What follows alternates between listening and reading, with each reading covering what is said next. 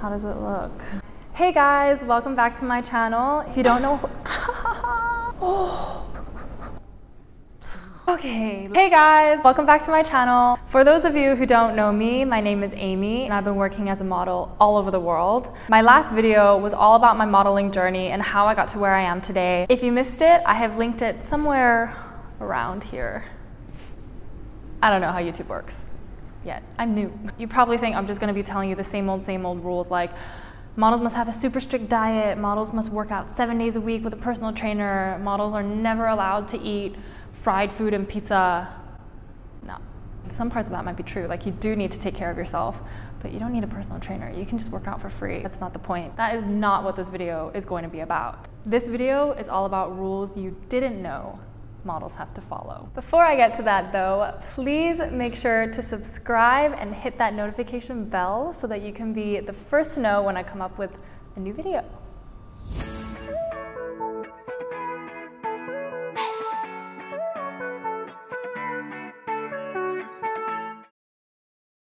It's super hot in here because I had to turn off the aircon.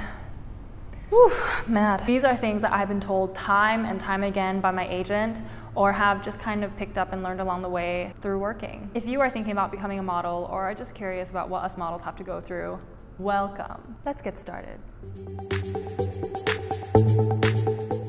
You might have noticed that models have very generic hairstyles without any fancy colors, or that they go for years and years without ever changing their style. Well, there is actually a reason behind this. We're kind of not really supposed to. I mean, I haven't changed my hairstyle since I was like 16. Oh wait, this is not including when I got bangs on Top Model.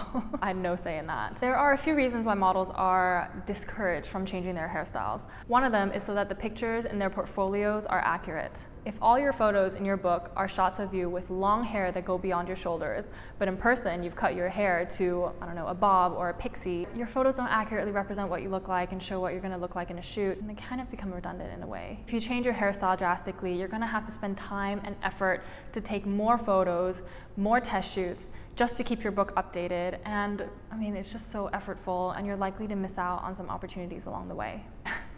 When I was on Asia's Next Top Model and they cut bangs on me, at first I was super excited because I had always wanted to try bangs. I've always been like way too scared to actually do it. But once I came out of the reality TV world and I came back into the real modeling world, I realized it was actually kind of annoying. I had to go to so many extra test shoots in my spare time just to keep my book updated and visit the same magazine offices and go for go-sees just so that, you know, clients could have a look at what my hair actually looks like in person. It's so that the client knows exactly what you look like. Like they might look at a photo of you with bangs and a photo of you without bangs and not be certain what your hairstyle is. So they would just like to see you in person. It's also so that the hairstylist that's going to be there for the shoot can be prepared for whatever hairstyle you actually have and work with the client to make sure that whatever hairstyle the client wants is actually achievable. Another reason why hairstyles can't be, you know, super fancy and edgy is so that clients, particularly commercial clients, are looking for models who have generic hairstyles that can appeal to their target audience, and generic hairstyles and hair colors just do that. I once had this roommate when I was in Bangkok, and she was this super beautiful girl from Brazil, but in 2 months she wasn't booking anything, and the agency had her come in and they realized that she actually ended up getting purple highlights in her hair. And if you think about it from the client's perspective, commercials that are aiming to target, let's say, you know, the Asian skincare market, having purple hair is not going to appeal and relate to the majority of people in Asia because most people just don't have purple hair. Not only that, this color is going to be super distracting on camera and it's going to take focus away from whatever product they're actually selling. And the same logic goes for Asians with, you know, bleached blonde hair. Most Asians don't have bleached blonde hair. So for a commercial client who's looking for a model who can appeal to as many people in their target audience as possible, having a hair color that is not generic is going to put a model at a disadvantage compared to somebody else who has, let's say, like dark hair. It might sound kind of silly, but it does make an impact. That's why models are not supposed to change their hair color or have any, you know, fancy highlights or something like that.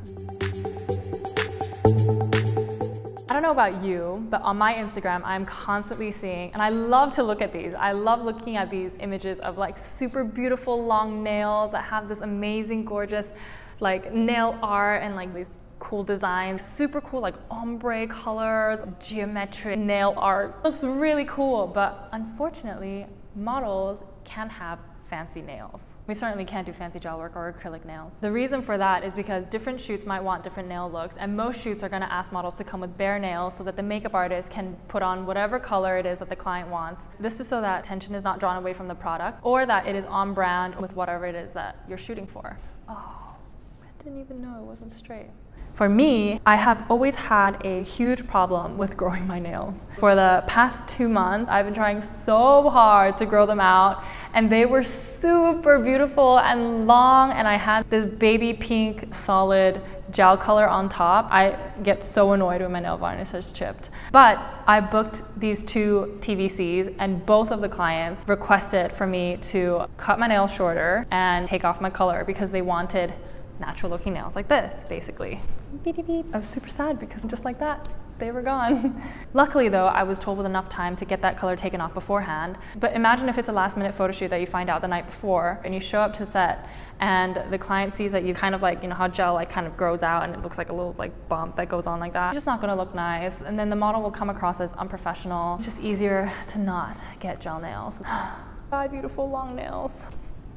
Work comes first, right? It's a small sacrifice.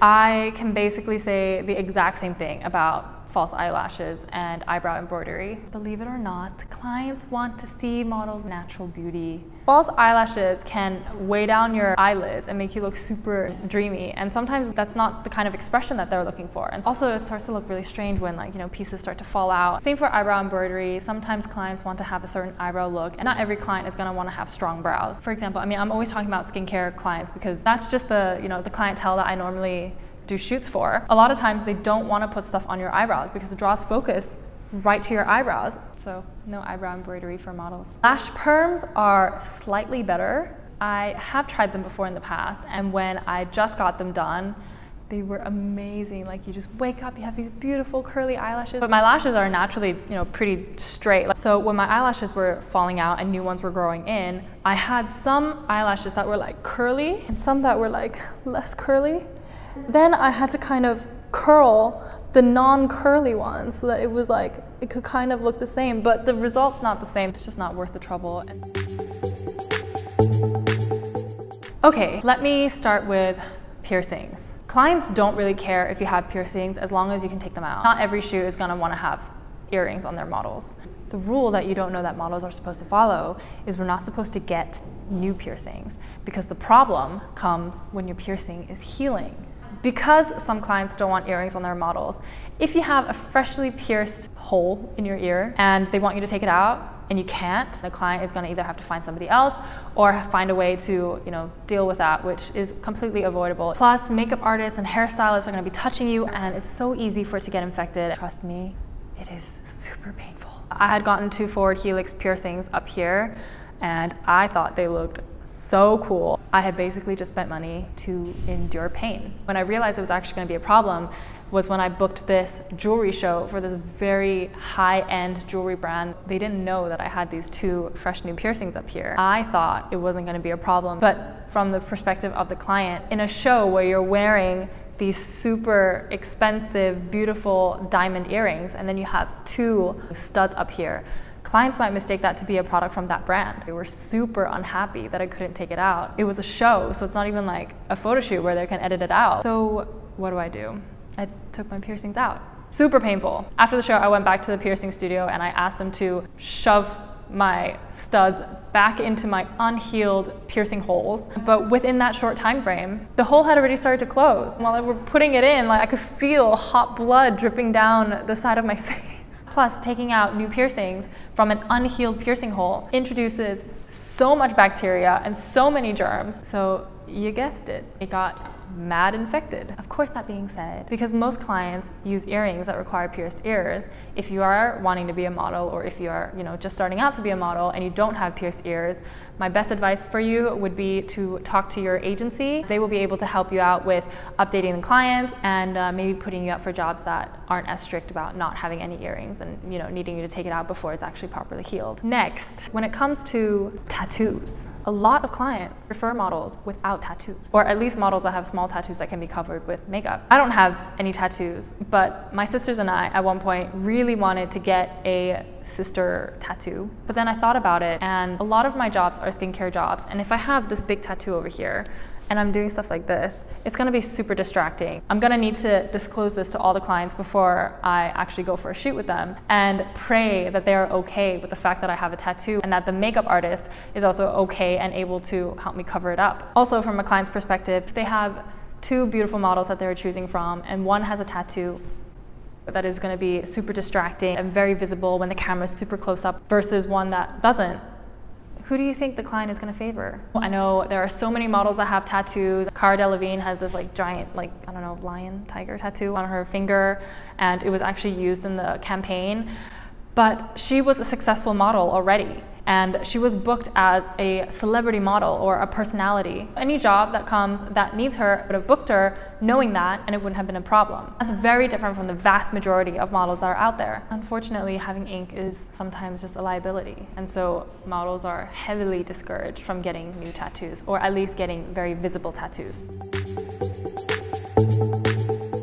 First of all, from a skincare perspective, you shouldn't be sunbathing. Can't speak today. You shouldn't be sunbathing at all. Sun tanning is just so bad for your skin. The sun is the main thing that will make you age faster. Models are highly discouraged. Actually, we're basically not allowed. We're not allowed to sunbathe because we get tan lines. Depending on the person, tan lines usually take a pretty long time to fade, and for shoots it can be a problem because if you have all these white lines on your back and you're wearing this beautiful backless dress, it's just not as aesthetically pleasing. For photos, you might actually be able to get away with post-editing, but for videos, retouching is a very costly and avoidable expense. Probably just gonna think like, no big deal, you can just cover it up with makeup. It sounds easy, but no, it's not. It's a very difficult job for any makeup artist to cover up tan lines. Also, it is gonna stain the clothes that you're wearing, and that's never good. When you sunbathe and you get burned, you're probably gonna start peeling. Oh my God. Then it's not a matter of color, it's a matter of texture. Texture is straight up impossible to edit out. Lighting goes on it different and it just doesn't look smooth. So sun tanning is just something that models are taught to avoid because of tan lines, burning and peeling. But actually, sun tanning in general, just as a PSA, just don't do it for the sake of your skin. Another thing about tanning is that in Asia, the standard of beauty is super pale. That is just how the market works. So whenever I do beauty shoots that are gonna show in China or Korea, the foundation that I get put on my face is so much lighter than my actual skin. Generally speaking, in Asia, and especially for Chinese looking models like me, we need to have pale skin and not tan skin. Another rule that models have to follow is they have to be absolutely okay with a very flexible schedule, because all days are technically work days. Every day is a potential shoot day, so there are no like weekends or public holidays that are guaranteed to be off. Of course, a lot of clients and production companies aren't going to want to work on weekends or public holidays, but there are some circumstances where they don't have a choice, they have to. And as model, you also have to. Sometimes it's just unavoidable. There are many reasons why shoots can happen on days that you might assume are rest days. I once went to a casting for a TV commercial, and one of the requirements by the client is that you had to be free to shoot from December 23rd to December 26th. I mean, that's right over Christmas. Probably had a very tight deadline, and this was the only time that they could actually shoot and get everything all edited and out by the time that they need it. Or maybe the location that they want to shoot was only available during these days. There are so many reasons. Guys, I've done shoots where the call time was 7 p.m. and it was scheduled to finish at 7 a.m. So the location for the shoot was a very busy shopping area in Hong Kong. It was in Causeway Bay. And so if we were to shoot any earlier than like midnight, there would just be way too many people around and crowd control would just be impossible. So yeah, so the rule is models have to be okay with the fact that all days are basically work days. Being adaptable and flexible is key.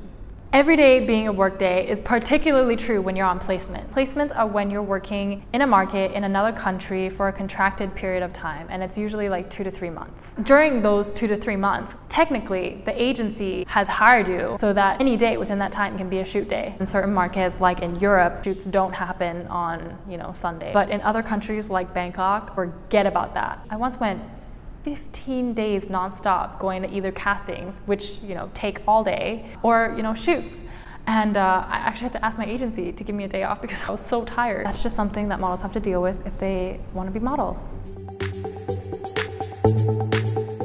This is just something that I wanted to throw out there because it's true of a growing number of markets around the world. There is a very bad rep in modeling about people who are going to crazy lengths to become super skinny, you know, having eating disorders, not taking care of themselves. It is a real problem in the industry. It's true, it happens, but it doesn't happen to everybody. But nowadays, a lot of markets are combating this by making it mandatory for models to present a medical certificate that states that they are at a healthy body mass index and they are generally healthy enough to work in that market. I've had to do that before flying into Paris. Honestly, it is a really good step in the right direction. You don't have to be in just skin and bones in order to be a successful model. If you want to be a successful model and want to get tons of work, you need to take care of yourself. And getting these medical checks are one way of ensuring that models are doing that. Oof, that was a lot. It's so hot in here. I had way more to say about that than I initially thought. Thank you guys for watching this video. I hope you guys found it interesting to hear some of the rules that models have to follow that most people probably don't know. If you have any questions or, you know, thoughts about what I said, I mean, I want to hear your thoughts. I want to hear what you think from, you know, an outside perspective. But you can certainly leave a comment down below, or you can head on over to my Instagram and I'll chat with you there for sure. Otherwise, if you learned a little something, please like and subscribe to my channel. I'm still not used to saying that. And I will see you very soon. Oof. Turn on the aircon.